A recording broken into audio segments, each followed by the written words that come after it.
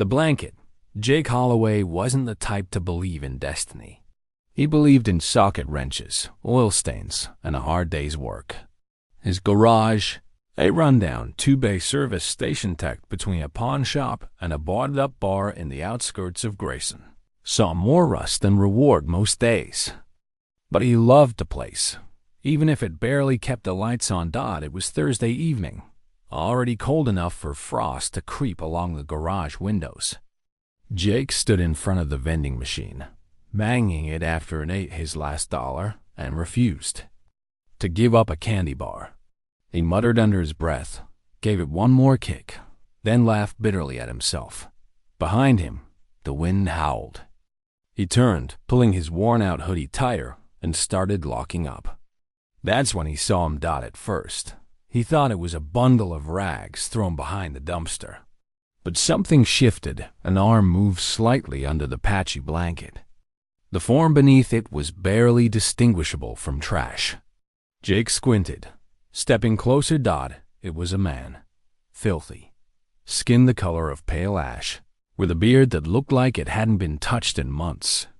His eyes were closed, lips blue with cold. Jake's boots crunched on the gravel as he knelt beside him. "Hey," Jake said softly, nudging the man's shoulder. "You all right?" The man flinched but didn't speak. He opened one eye. A strange, gray-blue eye, haunted but not completely lost. There was something military about him. His posture, even collapsed, seemed trained. But now, he looked erased. "Jesus, you'll freeze out here," Jake muttered. The man didn't respond. Jake stood up, looked back at his shop, and sighed. He went inside and rummaged through the back closet where his father's things still sat, untouched since. He died 3 years ago. Among the faded tools and dusty license plates, Jake found what he was looking for: a thick olive-green military blanket, folded neatly like his dad had always kept it. He carried it outside and draped it over the... "Man, you don't have to say anything. Just don't die, all right?" Jake whispered, almost to himself. As he turned to leave, the man reached out with trembling fingers. His hand closed on Jake's wrist with surprising strength.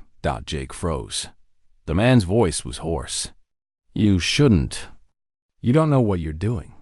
Jake looked down at him. "It's just a blanket, man." The man stared up at him with those unsettling eyes. "That blanket used to belong to someone important." Jake blinked. "Yeah, my dad. He served in Nam, carried this with him." The man's grip tightened momentarily, then loosened. He nodded once more to himself, then to Jake, and let go.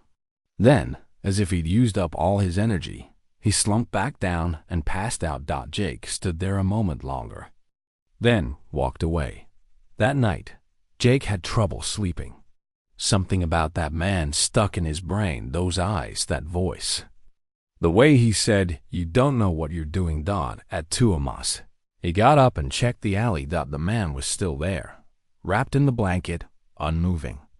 Jake covered him with a plastic sheet to block the wind and went back to bed. By morning, he was gone. Jake arrived early to open up and found the alley empty. No trash, no man, no blanket. He frowned. The wind had picked up overnight, but there was no trace. Not even footprints in the frost-covered gravel. Just a folded piece of paper tucked beneath the driver's side windshield wiper of his truck. Jake unfolded it. It was handwritten in a precise, almost military script. "Thank you. I never forget a kindness. Project Winter Halo was real. Find the coordinates: 39.7848 N, 100.4459. W Omega Echo initiated." Jake stared at the words, the paper shaking in his hand. "What the hell is this?" he murmured. He flipped the note over. Nothing. Just a faint scent of oil and smoke. He looked around, heart thudding harder than it should. A memory rose, sharp and unbidden. His father, one night in the garage, warning him, "Some things, kid, they're better left alone.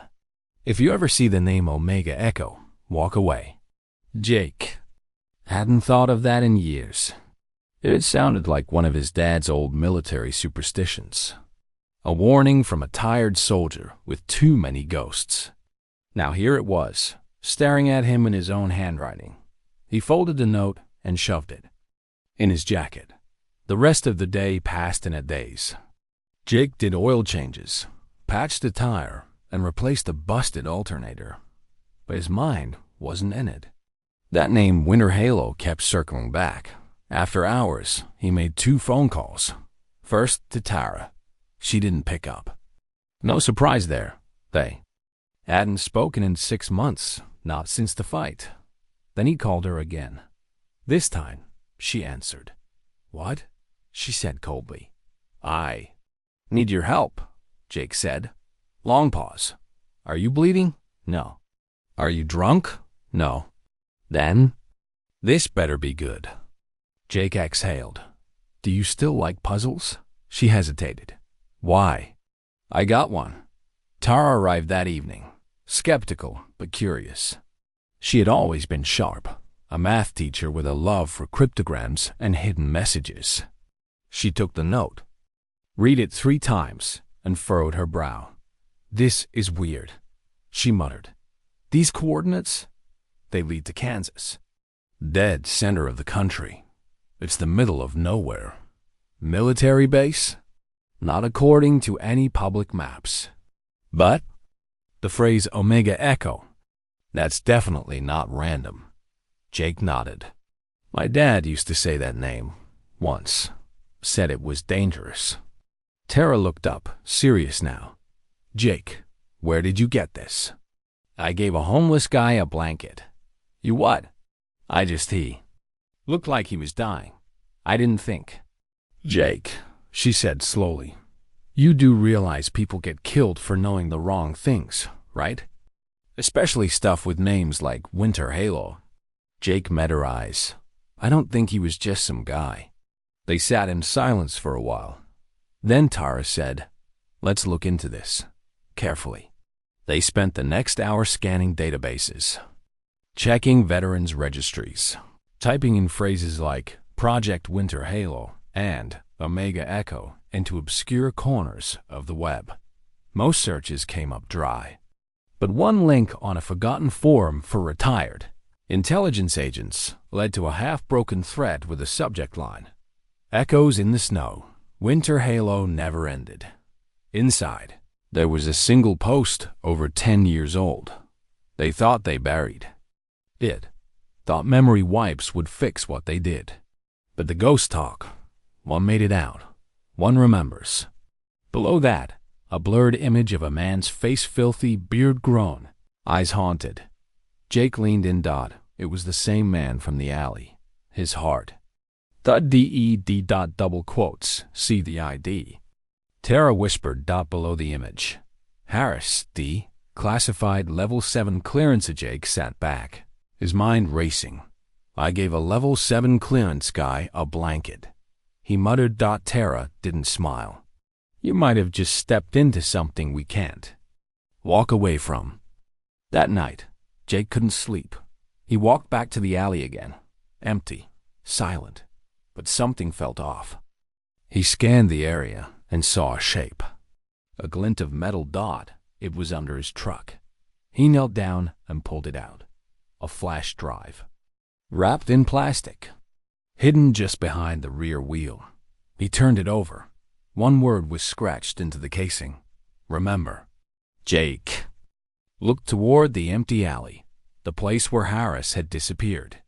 Then he looked at the drive in his hand and felt the world begin to shift beneath his feet. The code. The next morning, Jake sat at his kitchen table with the flash drive in front of him like it might explode. Sunlight filtered through the blinds in harsh lines, illuminating dust particles dancing in the air and the deep lines under Jake's eyes. He hadn't slept. The word "remember" scratched into the plastic echoed in his mind. He sipped burnt coffee, glanced again at the door to his shop, still padlocked from the night before, and then stared back at the drive. He hadn't told Tara about it yet. He reached for his laptop with a sigh and plugged the drive in. it didn't auto-open. Instead, a black window blinked to life with a single line of white text. Enter authorization key. Jake blinked. What the hell? Then, beneath the prompt, another line appeared as if typed by an invisible hand. You already have it. He sat back, rubbing his eyes. The message faded. A countdown began. 60 seconds. Jake's heart picked up speed. He looked around. What did it mean? You already have it. He grabbed the note Harris had left. Coordinates. A phrase. Omega Echo initiated. The phrase it had to be. He typed it quickly. Omega Echo initiated. Screen paused. Then flash green. The countdown vanished. A single folder opened. ECHO_root. Jake clicked. Dozens of video files. PDF logs. Scans of redacted field reports. Psychological evaluations. Field debriefs marked top secret. He clicked on the first video. The footage was grainy. A man sat in a chair, twitching. His eyes were vacant. A metal device was strapped to his temples. A voice asked, "Name?" The man didn't respond. Mission directive? Nothing. Then, the screen glitched. The man screamed. It was guttural. Inhuman. Jake slammed the laptop closed. His heart in his throat. The drive had barely opened, and already he knew. This wasn't just some forgotten experiment. This was something monstrous. Something real. He pulled out his phone and called Tara. By 11 Amaz. She was at his house, pacing in her usual anxious rhythm. You're telling me this was under your truck? She said, staring at the flash drive. Jake nodded. He must have put it there before he disappeared. Tara sat, shook her head.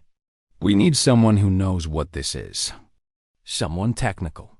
Someone we trust. Jake hesitated. What about Lucas? Her eyes narrowed. He hates you. He hates everyone. He really hates you. Jake sighed. He's good with this stuff. We need him. After a long pause, she pulled out her phone. Don't say I didn't warn you. Lucas arrived late afternoon, face unreadable behind his thick glasses. He wore a hoodie that said 404, emotions not found, and carried a backpack with more tech than the local Best Buy. He didn't shake Jake's hand, just dropped his bag on the table and opened the laptop. All right, show me your conspiracy theory, he muttered. Jake handed him the flash drive. Lucas plugged it in, eyebrows rising at the prompt. That's not civilian-grade encryption. This is old school and SIOSOLI 2000s, which means it's either obsolete or hidden on purpose. The screen lit up again, revealing the echo_root folder.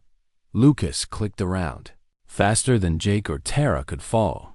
What the hell? Lucas breathed. These aren't fakes. This code is real. These file structures. I've only seen this kind of layering in agency black boxes. You don't find this stuff unless someone wants you to. He opened a file marked W-Halo-OPR-003.pdf. Inside were cold, clinical phrases. Subject 23 exhibited signs of memory fracture during simulated civilian insertion. Recommend full reset. Emotion retention remains an obstacle to full compliance. Subject initiated recall during auditory cue. #41. Child crying. Retraining required. Jake read the words in stunned silence. They were brainwashing them, Tara whispered. Training soldiers to feel nothing. Lucas's fingers flew. Winter Halo. It's in here. Codenames. Operator logs.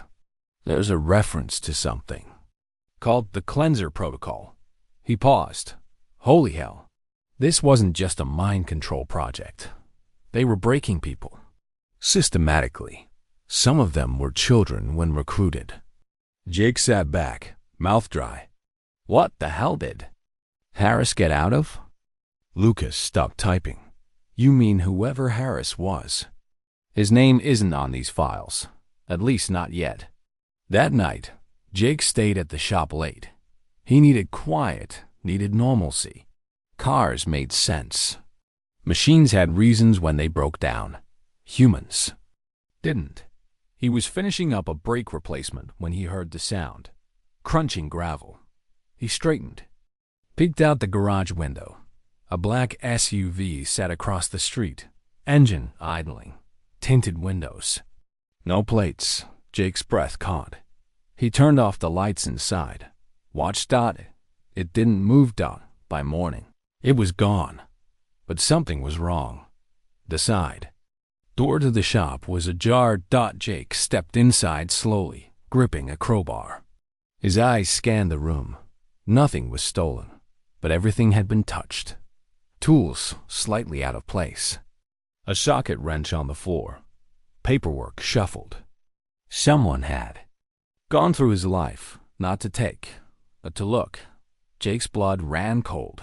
On the desk was a Polaroid photo of him, sleeping in his bed. He staggered back, stomach lurching. This was no longer some mysterious operation from the past. It was here, now, watching. He called Tara. She arrived in 10 minutes, wide-eyed after seeing the photo. "We have to leave," she said. "I'm not running," Jake snapped. "They're inside your house, Jake." He ran a hand through his hair. "I don't care. This is real, and they know we're onto it." Lucas joined them shortly after. "I ran a partial search," he said. The term Omega Echo shows up in a handful of internal memos tied to subcontractors for military psychological research, mostly defunct shell companies.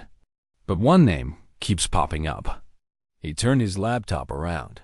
A logo, Synaptic Systems. Motto, "Programming tomorrow's mind today." Jake frowned. "Never heard of it?" "You're not supposed to," Lucas said. "They went private in 2009. Now they run neurological health research, which is code for behavior manipulation tech." "Where are they based?" Lucas tapped. "You're gonna love this. Kansas." Tara looked up. The coordinates. From the note, Jake nodded grimly. "They're not just random. They're a roadmap." That night, Jake sat in his garage alone, watching the shadows shift outside. He pulled out the old army blanket, the one Harris had vanished with. He'd found it that morning, folded neatly on the front seat of his truck. Inside it, something hard had been tucked between the layers. A second note. "Jake, I don't know why you helped me, but I needed that reminder that not all men are monsters. You want the truth? Find the roots. Synaptic isn't just a lab, it's a harvesting site. And they know you're coming. Keep the blanket. You're going to need it. DH." Jake stared at the initials. David Harris. He finally had a name, but that didn't bring comfort. It brought questions. And danger. Lots of it. The next morning, Jake opened the garage to find a small brown envelope taped to the door. He pulled it down, opened it. Inside, a burned photograph of a young soldier, smiling. In the background, a large building with the Synaptic Systems logo on the sign. In the corner, a date, October 2003. On the back of the photo, scribbled in rushed handwriting, "They erased me here." The flash drive. The morning was thick with fog, hanging low over Grayson like a heavy veil. Jake stood by the open garage door, coffee in hand, staring out into the gray. The photo still burned in his mind, the soldier's half-erased face, the crude scrawl on the back. "They erased me here." He hadn't told Tara or Lucas about it yet. He couldn't, not until he knew what it meant. The flash drive remained on the table, inside his home, hidden beneath a loose floorboard now. Every time he thought of it, he felt that same rising tension, a coiling pressure in his chest like something massive loomed beneath the surface, just waiting to break through. It was more than paranoia now. He knew they were being watched. Could feel it in the way the same black SUV kept reappearing down the block. Different parking spots, Same tinted windows. Always idle. Always watching. By mid-afternoon, Tara arrived. She pushed the door open with her shoulder, carrying a large cardboard box of old books and folders. Jake raised an eyebrow as she dropped it on the floor. Teaching stuff? He asked. She shook her head. From my dad's storage. He worked contract logistics in the 90s, remember? He kept everything. Jake blinked.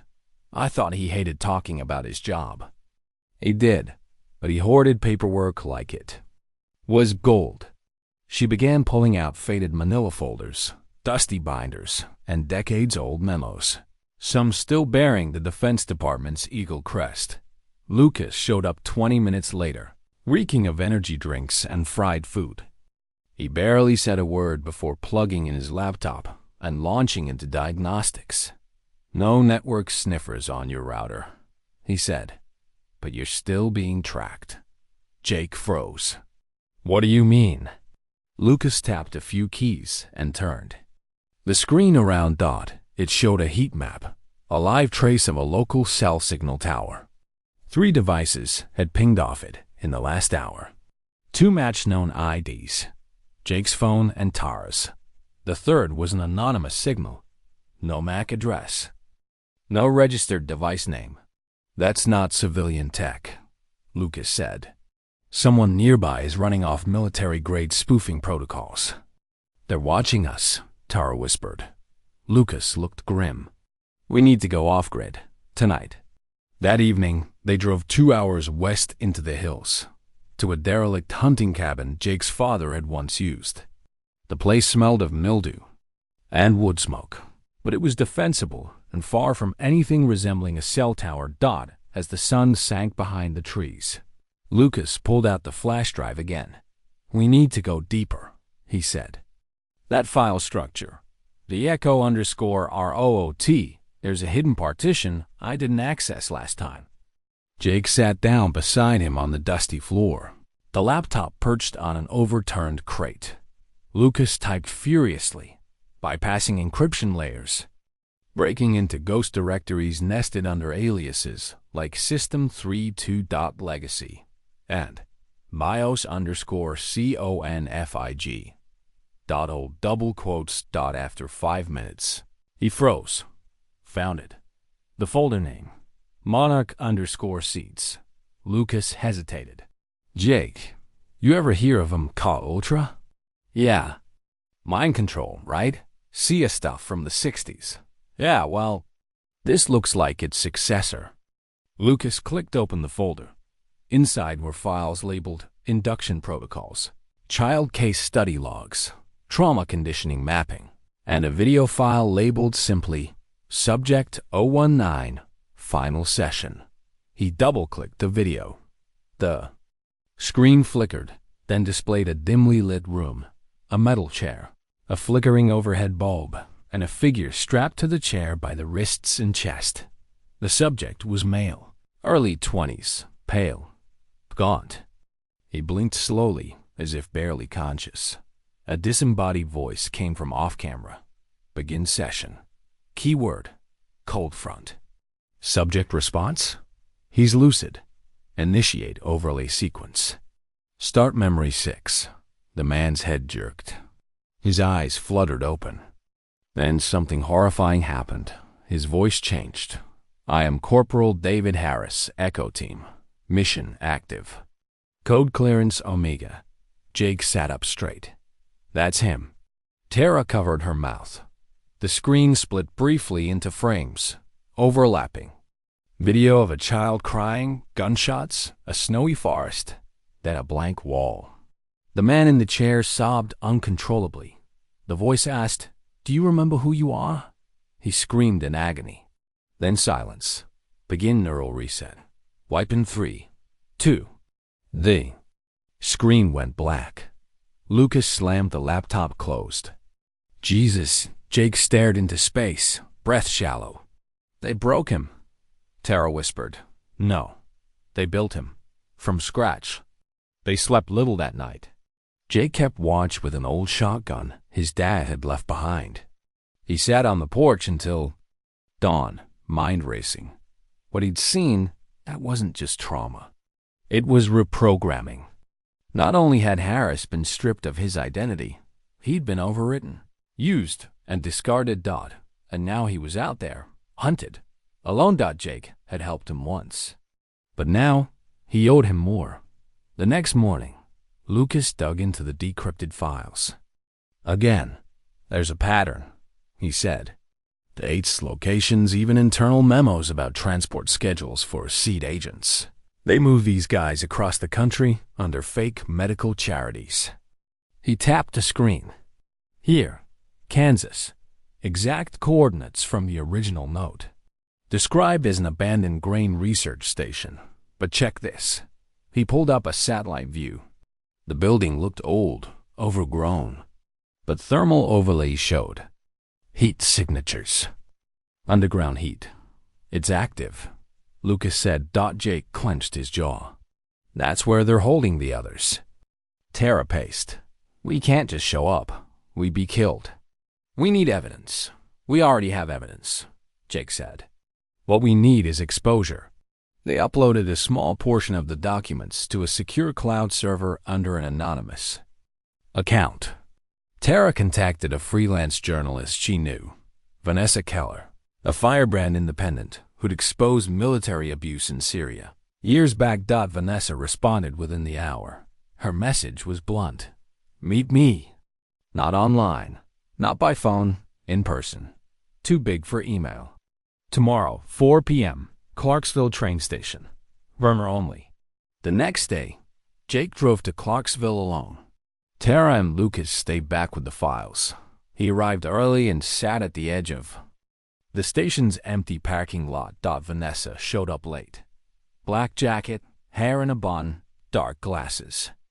She stepped into the passenger seat without a word. Show me what you've got, she said. Jake handed her a printout of one of the memos. She read it, her expression unreadable. Then she asked, You get this from a current source? From someone they erased and a flash drive they tried to bury. She exhaled. You just stepped into a shadow war, Jake. I didn't step in. I gave a homeless man a blanket. That made her pause. And he gave you this? Jake nodded. Vanessa nodded back slowly. I'll run it, but you need to be careful. If these files are real, and I think they are, you've pissed off people who operate without laws. She reached for her phone. I'm going to... The shot rang out.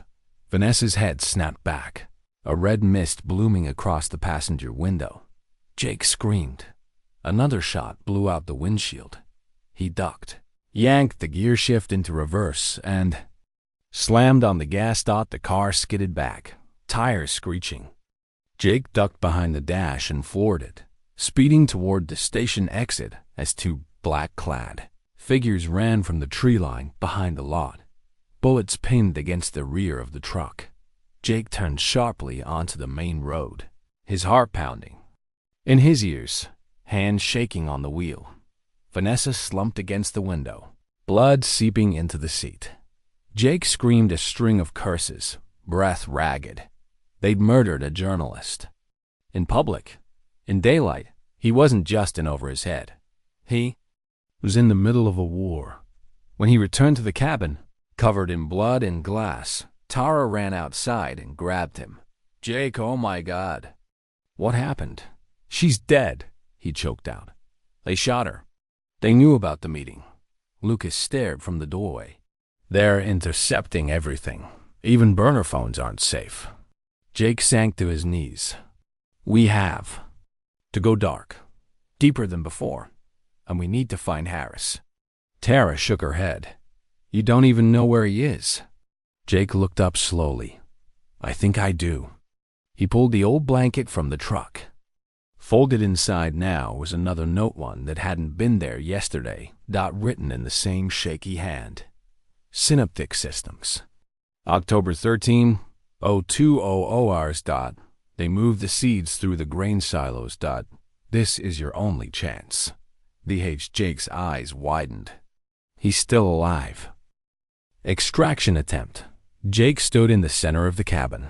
The blanket clenched tightly in his fists, Harris's notes still unfolding in his mind. October 13th, 0200 hours. They moved the seeds through the grain silos. He looked up at Tara, her face pale with worry, and then to Lucas, who was frantically typing something into his laptop, sweat beading along his brow. "This is our shot," Jake said, voice low. "If they're moving people, it means they're vulnerable. They'll be out in the open. That's when we strike." "Strike?" Tara repeated. "Jake, we're not soldiers. We're three civilians with no weapons, no training, and no plan." Lucas looked up. "We do have something." Jake arched an eyebrow. "I hacked into a retired military supply inventory database last night just to see what was in the Kansas region. There's an old FEMA depot decommissioned years ago, but some of the logs showed movement just last week. Deliveries of fuel, security fencing, even biometric scanners." "You think they're using it?" Jake asked. Lucas nodded. "Or it's a ghost shell for Synaptics transport staging. Either way, we'll get eyes on it." Jake turned to Tara. "We'll scout. Nothing more. We see what they're doing. We record it. Then we drop it." "Drop it where?" she whispered. "Vanessa's dead. We have no journalists left." Jake's jaw tightened. "Then we become the journalists." The next 48 hours passed in a blur of preparation. Lucas rigged their phones with military VPNs and encrypted data offloads in case they were caught. Tara packed emergency kits, food, extra clothing, burner radios. Jake visited a friend of his father's, an aging veteran named Doyle, who ran a pawn shop and owed Jake's father a favor. Doyle didn't ask questions. He handed over a duffel bag and said, "God help you, son." Inside were 2 handguns, a night vision monocular, and a set of tactical gloves Jake didn't know he needed until later. They left the cabin at midnight on October 13th. The drive was silent. The sky was black, moonless, the land flat and ominous as they reached the abandoned grain facility. From the road, it looked deserted. Massive silos stretched like skeletons into the sky. Broken fences flapped in the wind. But as they circled to the southern perimeter, Jake saw it. A convoy. 3 matte black trucks with no plates. 2 of them bore white stenciling. Agrotech Supply Unit 12. Lucas lifted his binoculars. They're masked. Military boots. Tactical gear. This isn't agriculture. Jake studied them. Each truck held a rear cage, large enough for people. Lucas whispered, "The files called them seeds, right?" "They're transporting sleeper agents." Jake nodded grimly. They moved further along the fence line. Then Tara froze. "Look!" A man, thin, dirty, limping, was being led toward the trucks, flanked by 2 guards. His face was bruised, but his eyes. Jake exhaled. "It's Harris." Harris turned briefly, as if sensing them in the darkness, and for a second, his expression changed. He knew. The 3 ducked behind an old tractor husk. Jake clenched his fists. "We get him out." Tara hissed. "We said no engagement." Jake looked at her. "He saved me. Warned us. He's the only one who knows how deep this goes." Lucas shook his head. "They'll kill us. Then we make them think it's coming from somewhere else," Jake said, eyes narrowing. He pulled out a flare gun from Doyle's duffel. Lucas's mouth dropped open. "Where did you?" "Pawn shop," Jake muttered. "What's the plan?" Tara asked. "Diversion," Jake said. "Flare into the northern silo. Draw them away. Lucas, you loop around to the west and cut their spotlight relay. Tara, you drive the truck to the front gate and act like you're lost. Buy me 2 minutes." "No," Tara snapped. "You're not going in alone." Jake looked at her.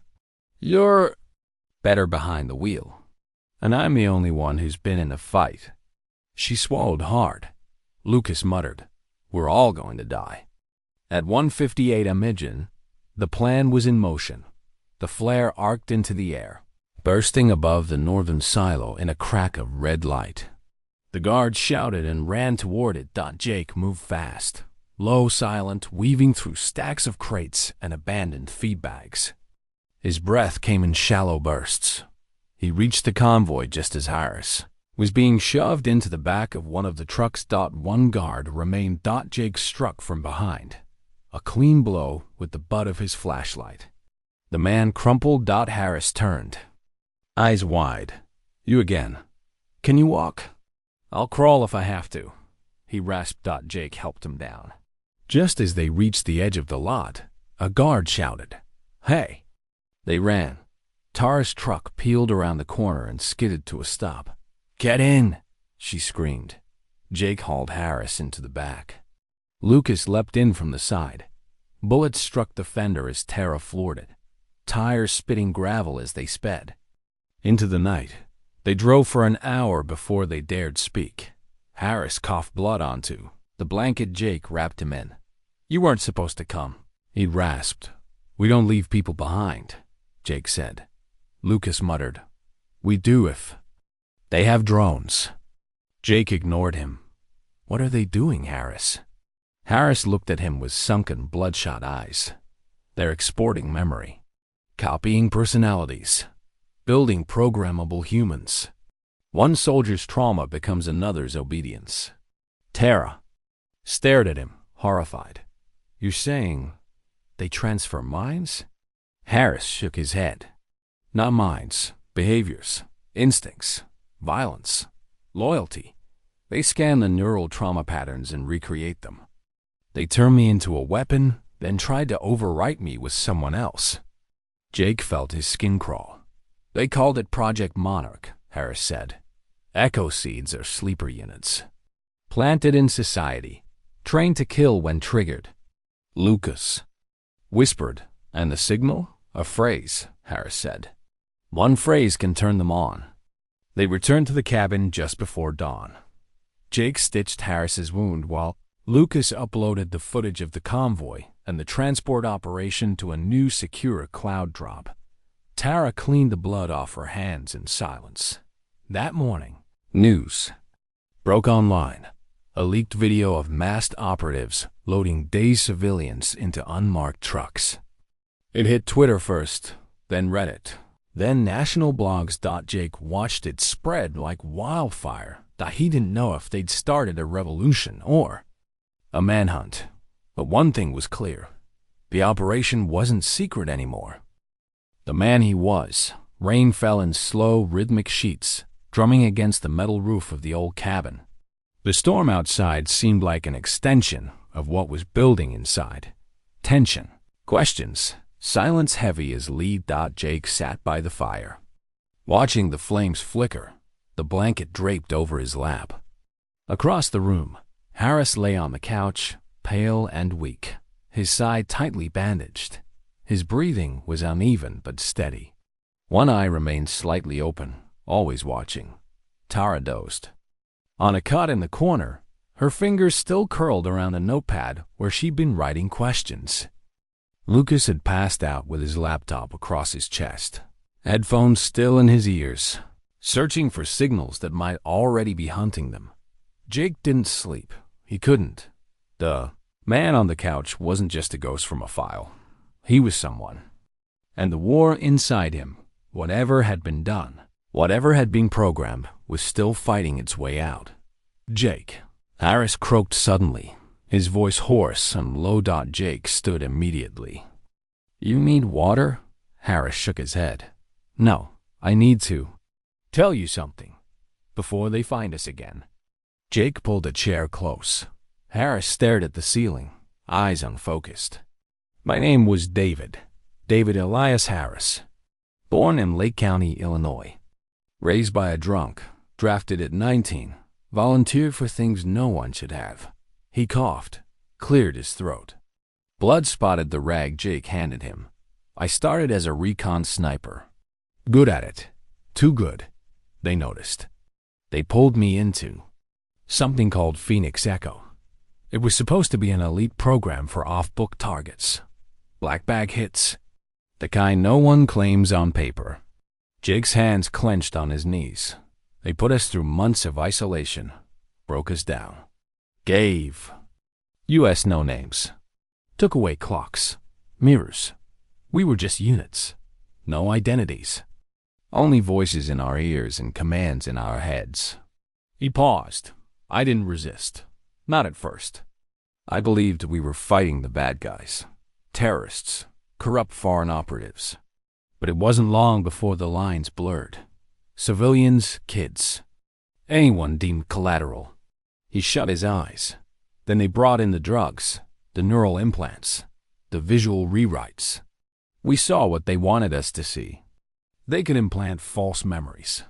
Make you believe a target had killed your family when they hadn't.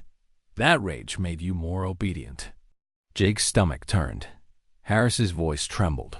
I killed a man who looked like my father. Thought it was him. Thought he betrayed me. 3 months later, they deleted the memory. But the guilt never went away. He reached into his coat and pulled out a small photo bent and wore. A boy in a baseball cap, standing next to a woman with tired eyes and a proud smile. My son, he whispered, and his mother. Jake leaned in. I tried to go back. After I escaped. After I remembered. But they were gone. Relocated. Erased from every system. To punish me. A tear rolled down his cheek. I wasn't just a soldier. Jake. I was an architect of this madness. I helped design some of the early neural frameworks. Believed it would reduce collateral damage. Make war cleaner. More controlled. Jake didn't speak. I saw men I served with become empty shells. Perfect, obedient killers. No fear. No remorse. Until the cracks showed. And then they were disposed of. Like broken equipment. He looked over at Jake. You need to understand. This wasn't just a secret program. It was a doctrine. A philosophy. They called it the Clean Mind Protocol. A world without fear. Without grief. Without free will. Jake stood and stepped away, the fire casting shadows across his face. Harris continued. They used trauma to strip us down, then rebuilt us with synthetic identities layered over our memories. But sometimes the originals bled through, like mine. And when they did, Jake asked, they labeled us defective, rogue, dangerous. He swallowed hard. I didn't escape because I was strong. I escaped because a boy cried on a rooftop in Kabul. His scream triggered something buried deep, a memory of my own son, and it shattered the programming. Silence hung between them. Jake sat again, finally meeting Harris's gaze. Why me? He asked. Why the blanket? Harris's lips curled faintly. Because in that alley, when you handed it to me, I remembered what it felt like to be human. The weight of it, the smell. I remembered warmth. My dad had a blanket just like that when I was little. Jake stared into the fire. That night was the first time in years I wasn't a ghost. He gave me back my name. The next morning, Tara recorded Harris on video, telling his story. His face was gaunt, his words slow, but his confession was powerful. He spoke of Phoenix Echo, of synaptic systems, of the testing facilities and child recruits, of the Whisper campaign in D.C. that helped kill oversight of neuropsychological research funding. Lucas scrambled to extract the video into 5 separate files and upload them to multiple drops, each tagged with a different encryption key and geotag to avoid detection. Once this goes viral, Lucas said, we'll be targets. Jake nodded. We already are. But that afternoon, everything changed. Tara went to town to get supplies. She didn't come back. 2 hours passed, then 3. Her phone didn't ring. The GPS tracker Lucas had installed. Dead. Jake drove the road twice. Nothing. Panic surged. By nightfall, he knew what had happened. They took her, he whispered. Lucas checked the satellite trace logs. There's an unmarked chopper ID that pinged low near the gas station where she stopped. Flight path vanishes 5 minutes later. Jake turned to Harris. We end this. Harris didn't hesitate. We'll need the files. All of them. Especially the ones labeled Omega Echo, Final Directive. That's their final phase. Jake's hands tightened into fists. We get her back. And then we expose every last one of them. The whistleblower file. The cabin felt hollow without her. Tara's laugh. Her voice. Her footsteps. All replaced by a silence that crawled along the floorboards and sank into Jake's bones. The light rain outside barely registered. The sound of Lucas typing, of Harris coughing in the corner. All of it blurred behind the single truth. They had taken her. Jake paced like a man shackled by his own heartbeat. Every step was a thought. Every second without action felt like betrayal. Tara had risked everything for the truth, and now she was gone because of him. She was the careful one. Jake muttered. I was the reckless idiot. And they took. She's leverage, Harris said from his cot. They're afraid. That's why they didn't kill her. Lucas looked up from his laptop. He's right. If they just wanted her out of the picture, she'd already be in a ditch. Jake glared. You think that makes it better? Lucas's face paled. No. Harris sat upright with effort. The final directive is what they're trying to protect. That's the endgame. It explains why they're moving seeds. Why they're eliminating anyone with knowledge of the early phases. Jake sat across from him. You said before that you designed parts of the system. Do you have access to the final directive? I never saw it in full, Harris said. Only fragments. It was stored in a restricted vault known only as Core Theta, physically disconnected from any network. Lucas frowned. Then how do we get it? There was a backup, Harris whispered. A fail-safe copy, encoded and hidden in a carrier file, placed on the whistleblower drive before I fled. Jake stood, grabbing the blanket off the armrest. Then we have to find it. Now. Lucas pulled up the echo_root archive again. The files had grown increasingly fragmented, some corrupted during transfer, others encrypted using unknown cipher sequences. Jake leaned over him. Start with anything marked Theta. Lucas typed rapidly. A subfolder blinked to life. Omega Theta inside. 2 files. Double quotes. Echo7_segment 87.rec. W_halo-final directive.mem. Lucas's eyebrows shot up. Double quotes. .mem files are rarely used. This isn't text or video. It's raw neural data. Like a brain scan? Jake asked. More like a thought recording. Lucas said. You'd need a neural reader to even make sense of it. Jake looked at Harris. Where can we find one? Harris hesitated. There's only one that wasn't destroyed. It's at a black site buried under an abandoned hospital outside Wichita. Jake narrowed his eyes. That's 3 hours from here. Lucas raised his hand. Even if we get there, break in, plug in the file, how do we extract anything useful? We don't know how it's mapped. Jake thought for a moment. Unless we asked the guy who created it. Both men turned to Harris. He looked at the fire, then slowly nodded. You'll need me. They left at nightfall. 3 sets of eyes watched every tree, every roadside shadow. Jake drove the old truck like it was an extension of his Fury headlights. Cutting across the empty Kansas plains, they reached the facility just before dawn. A crumbling 6-story structure sat in the center of a fenced lot, its sign hanging crooked over rusted gates. St. Bethany's Behavioral Health Center. Jake parked behind a row of overgrown hedges. Harris moved slowly but deliberately, wrapped in the blanket, the pistol Doyle had given them in one hand. Lucas hacked the side access panel near the ambulance bay, bypassing the fried circuit with a makeshift override. The metal door groaned open. Inside, The air was thick with dust and mold. Faded wallpaper peeled from the walls like dead skin. A broken gurney lay half submerged in standing water in the hallway. "This place is haunted," Lucas muttered.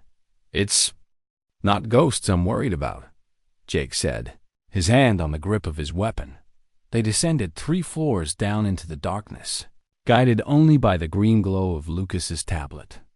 The map showed a secure wing labeled simply R&D ECHO.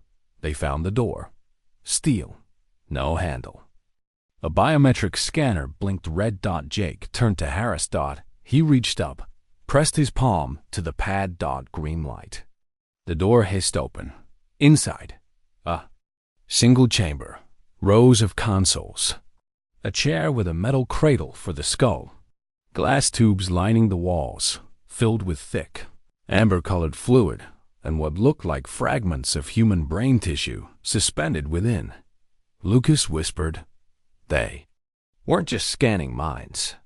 They were storing them." Jake gritted his teeth. "Upload the .mem file." Lucas connected the drive. The system flickered. A soft hum began to fill the room. Then a voice. "Omega Echo final directive. Initiate phase 0. Activate latent seeds. Via public frequency trigger. 187.4 megahertz. Target population. Tier 3 cities. Civil centers. Projected compliance rate. 83%. Status. Deployment pending presidential authority override." Jake's jaw dropped. Lucas stammered, "They're going to activate them, all at once." Harris stared at the screen. Tens of thousands of sleeper agents, embedded across the country. Grocery clerks, bus drivers, teachers, veterans. Jake turned pale. "All triggered by one radio frequency?" "Yes," Harris said. The seeds were conditioned to respond to audio tones layered beneath common media broadcasts, music, emergency signals, even ringtones. Lucas frantically tapped keys. "We have to leak this. Now." "No," Harris said firmly. "We have to stop it, not just expose it. If even one signal goes live, it's over." Jake thought of Tara, of her whispering lesson plans while stirring soup, of her laughter at bad movies, of her gentle hand touching his chest while he pretended not to cry the day his father died. "We get her back," he said. "Then we stop it." Back in the truck, Harris said nothing for a long time.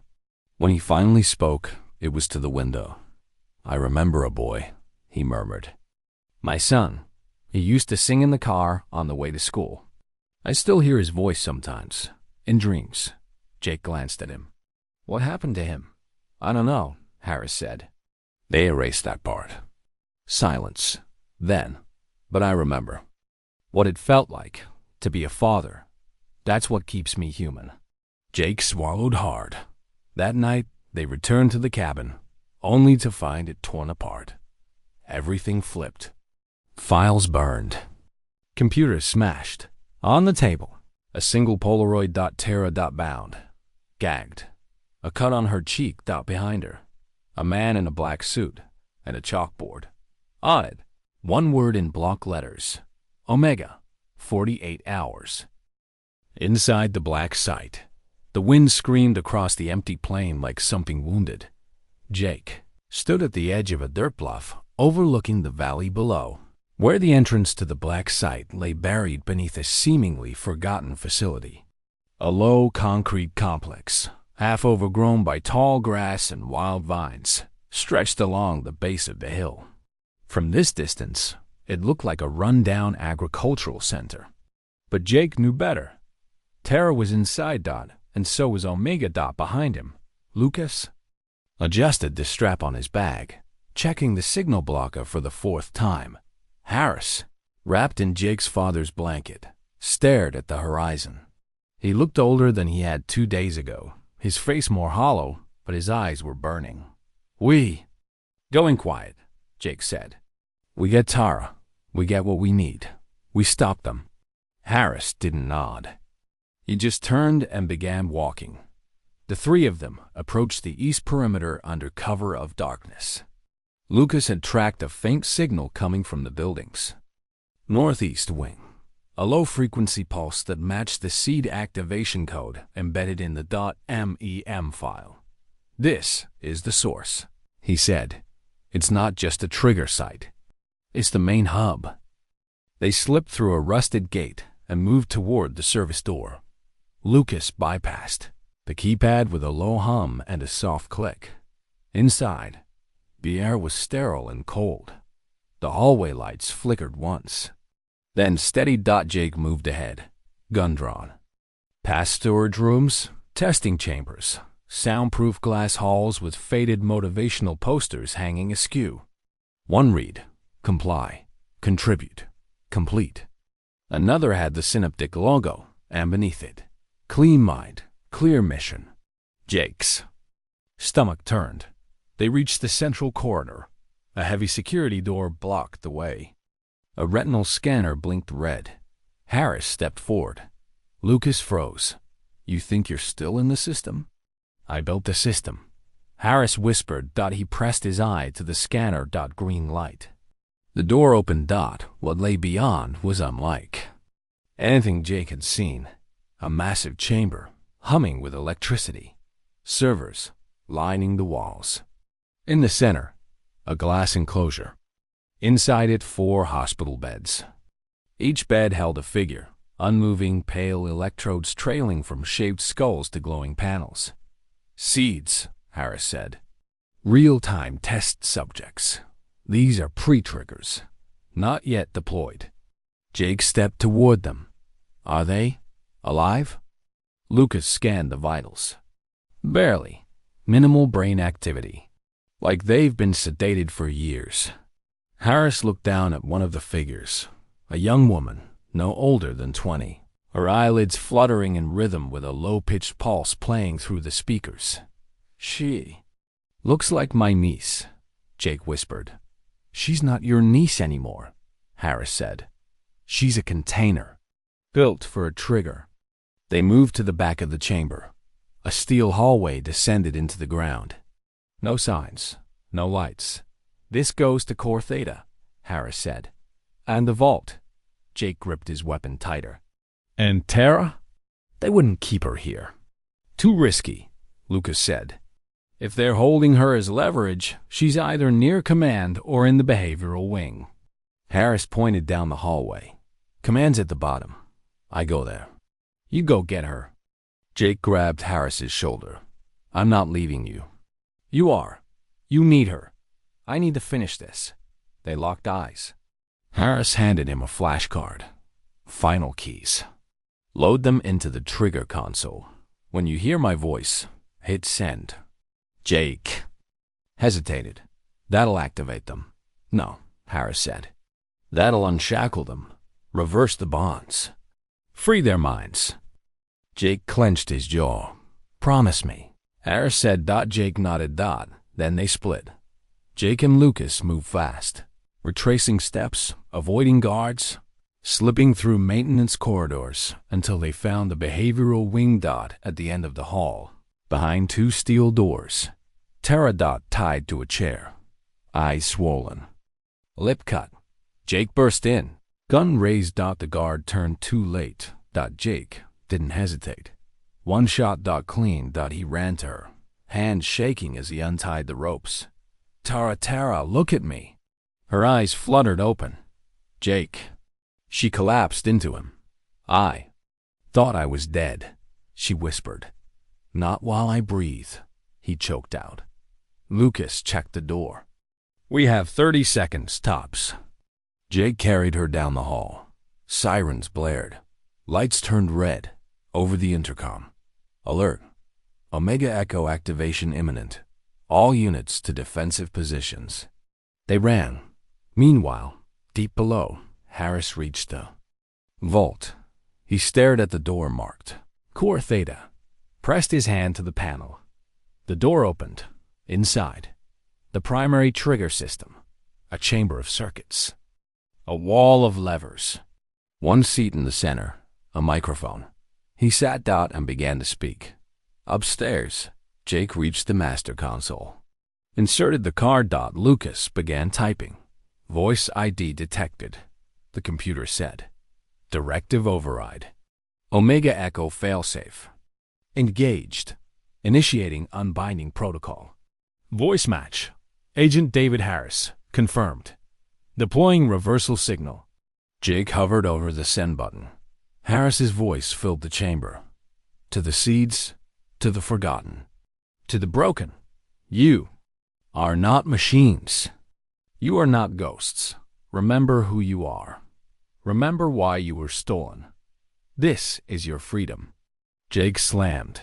A blast of white light rippled through the building. The seed subjects in the glass chamber convulsed. Then went still. Then one opened. Her eyes. She looked around and whispered, My name is Emily. Where's my mother? The others stirred. Each one murmuring a name. A memory. Not a command. Lucas sobbed. Jake held Tara's hand, and somewhere far below, David Harris slumped in his chair. Eyes closed, smiling. Legacy of the broken. They surfaced from the black side just before dawn. The light that spilled across the plains was golden, fragile, like the beginning of something new, or maybe the end of something terrible. The rain had passed, but the soil was wet beneath their boots.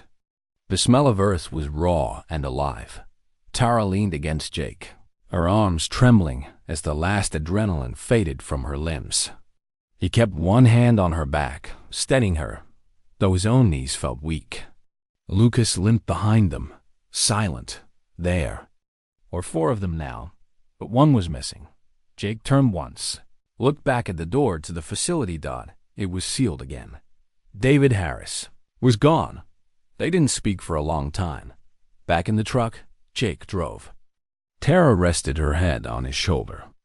Lucas sat in the back, staring at the mountains on the horizon, his eyes unfocused. Jake's mind wouldn't stop spinning.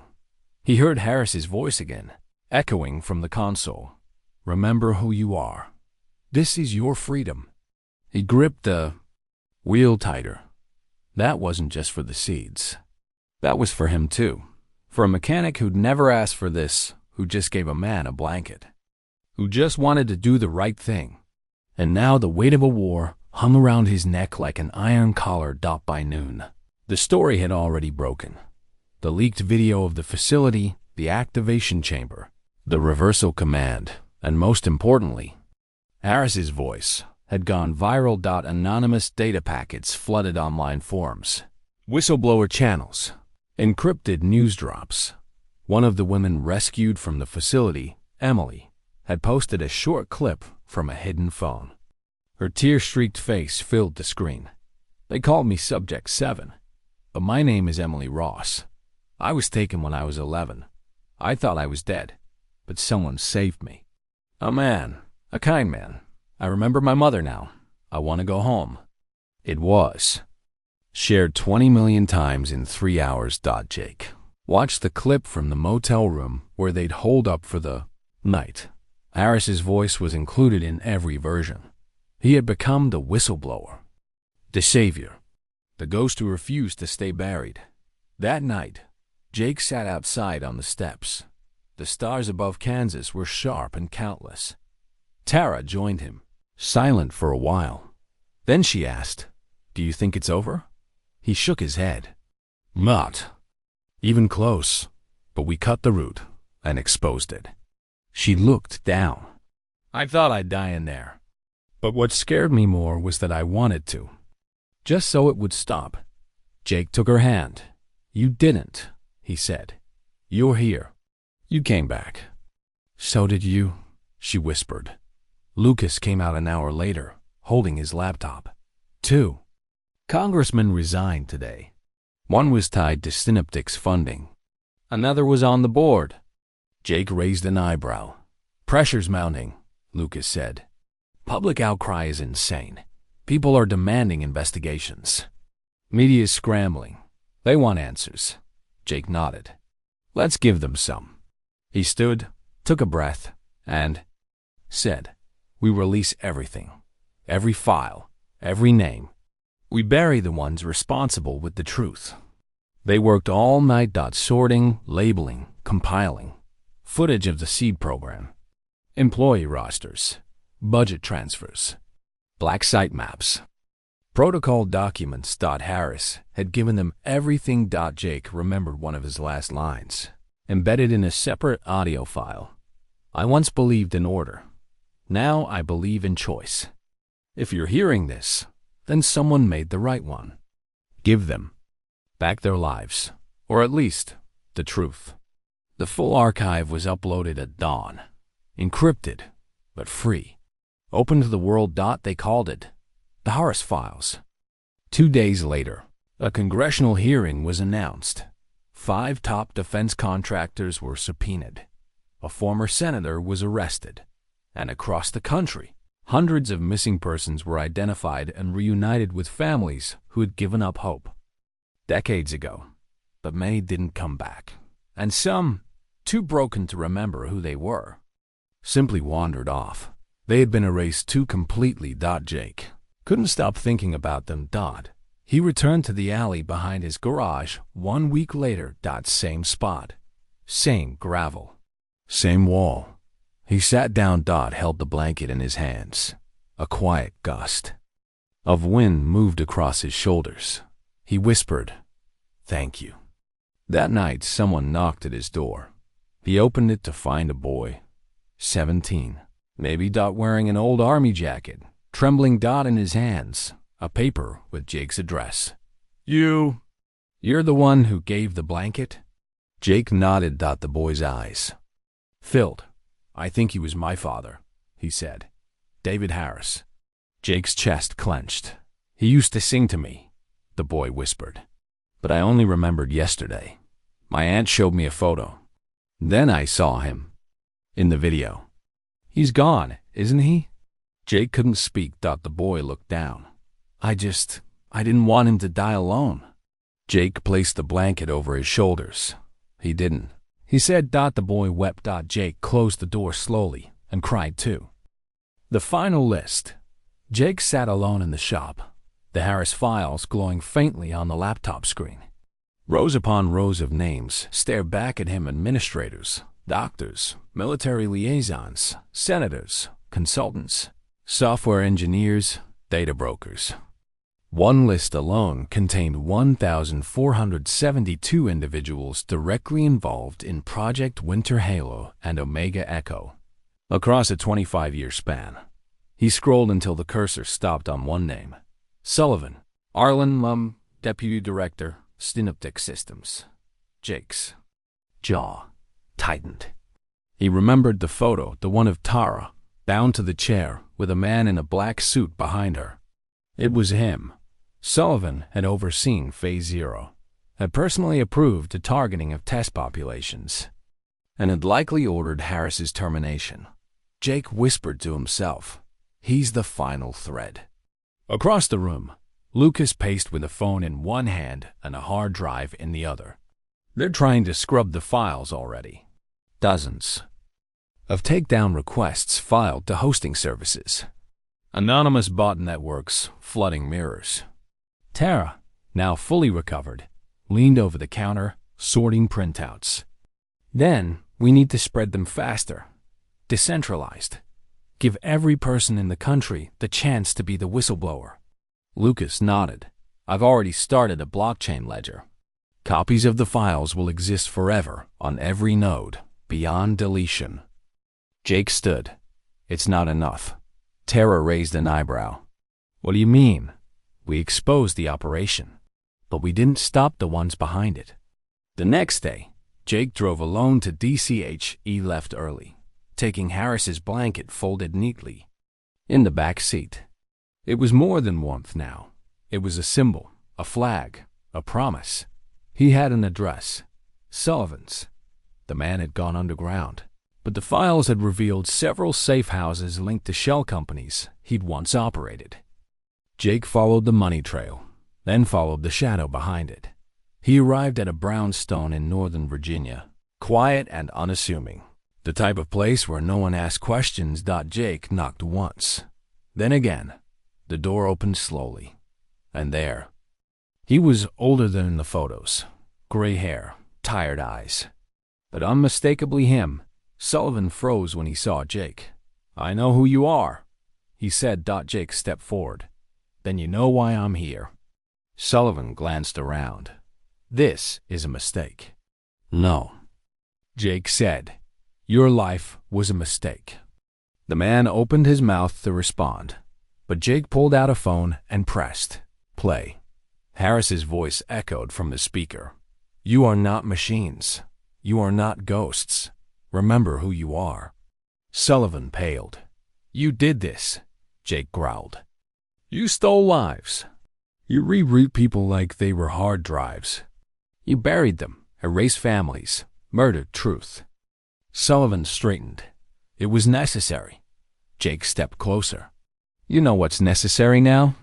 He held up a second device. This one containing surveillance footage Lucas had decrypted only hours before. Sullivan, 6 years ago, inside the core theta chamber. Giving the activation command, Jake tossed it onto the floor between them. "You're going to confess." Sullivan's hands shook. "You can't force me." Jake's voice dropped. "You think this is about force?" He handed Sullivan a pen and a sheet of paper. "You're going to admit it. In your own words, every detail, every order. And then you're going to sit quietly until the FBI picks you up." "Why would I?" Jake pulled a photo from his jacket. It was of one of the seed victims, a young woman, no older than 20 dead in a hospital bed. Trauma-induced cardiac arrest after Omega Echo's early tests. She deserved a life, Jake said.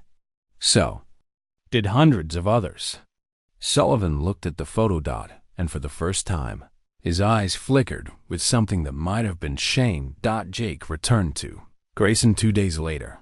Sullivan's confession had gone viral, printed in full across major news sites, read aloud on late-night shows, quoted by senators. An emergency hearing was called by the Department of Justice. Jake watched from the couch, Tara beside him, Lucas standing behind. Footage played of survivors, some still in recovery, others newly reunited with families. Harris's final message was broadcast as the opening statement to the hearing. "We don't need perfect men. We need men who remember their mistakes and choose to live better." By week's end, the final list was public. The full Omega manifest, names, dates, signatures. But it wasn't just a hit list. It was a roadmap. People came forward. Whistleblowers who had been silent for years, nurses, analysts, even a former general. One by one, the structure that had held Winter Halo together began to fracture. And the world began to reckon. Jake was offered money, appearances, even a book. Deal. He refused them all. He didn't want fame. He just wanted peace. And maybe to feel like he'd done right by the man who gave everything for redemption. That Sunday, he drove to Lake County, Illinois. He visited a quiet cemetery where a headstone now stood, freshly planted. David Elias Harris, 1969-2025, he remembered. So we could. Jake laid the blanket over the stone, folded neatly. He knelt beside it. "I kept my promise," he whispered. "I finished it." Omega Echo ends. 6 weeks later, Washington, D.C. Capital was a fortress. Police presence doubled. Security checkpoints lined the streets. News vans camped outside metal barricades while protesters waved signs and chanted for justice. Headlines roared with updates. The Omega Echo hearings had reached their final stage. Inside the marble chambers, the air was tense, electric. Jake sat in the back row. Tara was beside him, dressed simply but with eyes that burned with focus. Lucas, pressed between reporters, clutched a hard drive in a steel case, the original Harris files. They weren't here as guests. They were here as witnesses, survivors, truth-bearers. At the center of the room stood a long oak table. Behind it, the 5 most powerful defense contractors in America. Each looked pale, stern, while Dash rehearsed Dodd. Then the chairman called the final session to order. We now hear from the civilian whistleblower responsible for providing the evidence in the Philly Omega Echo operation, Mr. Jacob Holloway. Jake exhaled. Then stood. The room silenced. He stepped to the microphone. My name is Jake Holloway. I'm not a politician, not a soldier, just a mechanic from Grayson, Kansas.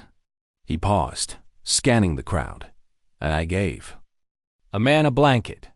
A rustle of movement among the press. Jake continued. That man was David Harris, a former agent of a program none of you admitted existed until 6 weeks ago. A man who was tortured, reprogrammed, and discarded. He was also a father, a human being. Jake's voice tightened. You call people like him seeds. You planted them in schools, hospitals, grocery stores, turned them into weapons you could activate at will. You erased their families, their minds, their lives. A senator leaned forward. Mr. Holloway, we understand your passion, but no. Jake said, you don't. He held up the steel case Lucas had handed him. This isn't a story.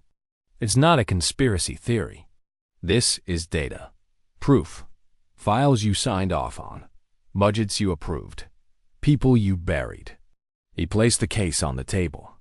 Inside are logs from black sites you claim never existed. Footage of reconditioning. Rooms. Child recruits. Voice recordings of command sequences. And the names of every person who helped make it happen. Silence. Then Jake leaned in. And this isn't about revenge. It's about accountability. It's about never letting a generation of people be rewritten like bad code again. He straightened. David Harris gave his life to stop you. All I did was listen. The chairman called a recess. The crowd exploded.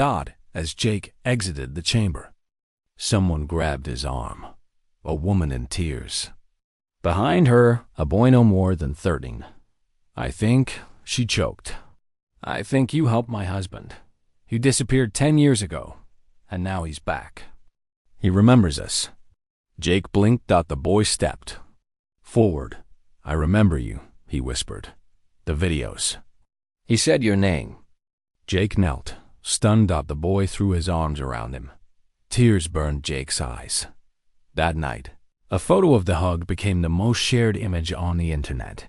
The next day, Omega Echo was formally declared a violation of the Geneva Convention. The Department of Justice issued 153 indictments. 38 arrests were made in one night. An executive order dissolved Synaptic Systems permanently. And Congress approved the Harris Act, a bill mandating global oversight of neurological research and prohibiting any form of behavioral reprogramming without full ethical review. It passed unanimously. 3 months later, back in Grayson. Jake pushed open the garage door and flipped the sign to open. The smell of oil and rubber greeted him like an old friend.